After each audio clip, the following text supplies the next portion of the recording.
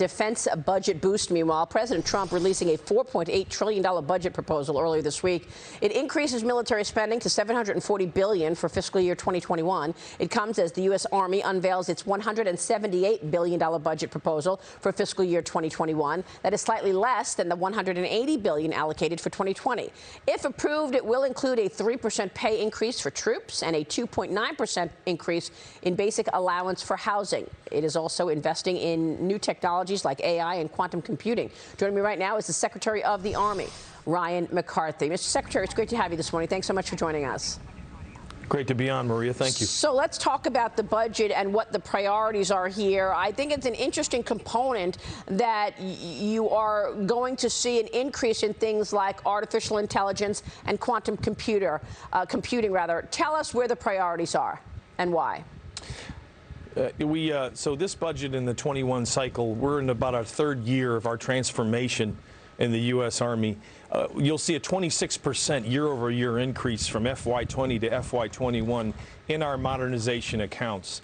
So $800 million for hypersonic glide body missiles, over $1 billion to bring in 2 new helicopter platforms into our fleet. To the point you made about artificial intelligence, the Army has invested over $800 million over the next 5 years to get cloud computing across the entire enterprise. So we're trying to strike the balance between being the 60% of national requirements worldwide, so we have forces deployed in 140 countries, but also a robust modernization effort that's been underway for 3 years now. Yeah, Secretary, where does this take us in terms of getting the Army back in balance? We know that the Army got crushed during sequestration. By the way, the Navy as well. We've got equipment that is not flyable, that is not usable because of the starvation that the Army and the Navy and other agencies went through because of sequestration. So do you feel that you're getting back to balance in terms of having the proper equipment that is required to face the threats that this country does? Great point. Over the last 3 years, we took basically 2 brigade combat teams at the highest levels of readiness to 26. So that took a lot of funding, but it took fanatical intensity with the leadership of General Mark Milley and Jim McConville in particular. But in the modernization effort, it's going to take longer. We're 3 years into it, and it's going to take at least 5 to 6 years of the consistent investment, and we press through the developmental cycle. Now, we've done some things through restructuring the Army and creating a 4-star modernization organization to reduce the span time and decision making. Yeah. But ultimately, it's that sustained, consistent funding over time is going to get us out of that hole. So let's talk about the threats. We've got a Fox Business alert right now. American forces came under attack in Syria this morning by pro-Syrian regime forces, according to a U.S. military spokesperson. The American troops then returned fire. No immediate casualties have been reported. What can you tell us about this incident? The developments are ongoing. Got an initial sit rep that came out of Central Command. These are the sorts of things where we take a step back. Usually the first indications on the battlefield are going to be changed. So this will develop over the next 24 hours, and we'll be able to tell the media and the American people a lot more as it develops.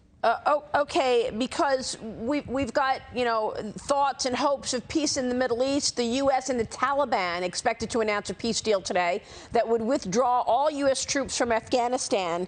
Where do we stand in terms of troops in Afghanistan? So Secretary Esper is in Brussels meeting with his counterparts at NATO, and they're going to be talking about just that, the negotiations with the Taliban, and ultimately what could lead to a troop reduction and head towards a political settlement. So a lot could happen over the next 48 hours in Brussels. Let me ask you about the China technology threat. The Journal is out with a report this morning detailing the backdoors that Huawei, the Chinese telecom giant, is using to gain access to its customers. I've been talking about these backdoors now for 2 years, in that, you've got a Huawei infrastructure in a country like, let's call it in Africa or in Europe, where the data goes right back to the Chinese Communist Party, and this is ongoing. The Journal, reports this morning, but we knew this was happening. What can we do with the China threat? Specifically to Huawei, that there's clearly investments that can be made in technologies for us so that we can use our American carriers to support us with our networks.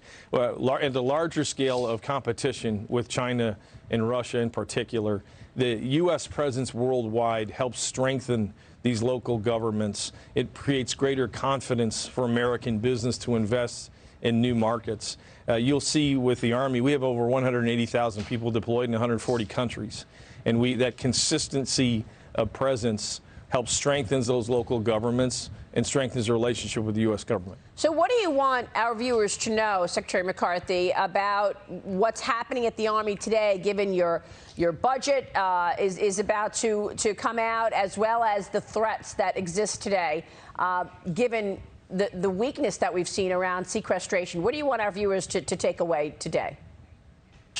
To have an appreciation for what it takes for 180,000 people to be consistently deployed worldwide to support national objectives, to modernize our weapon systems so we need the technological margin to win in combat operations, and to know that the U.S. Army leadership is doing everything it can to make every dollar count, make every soldier count, with reform efforts that have been unprecedented in our history.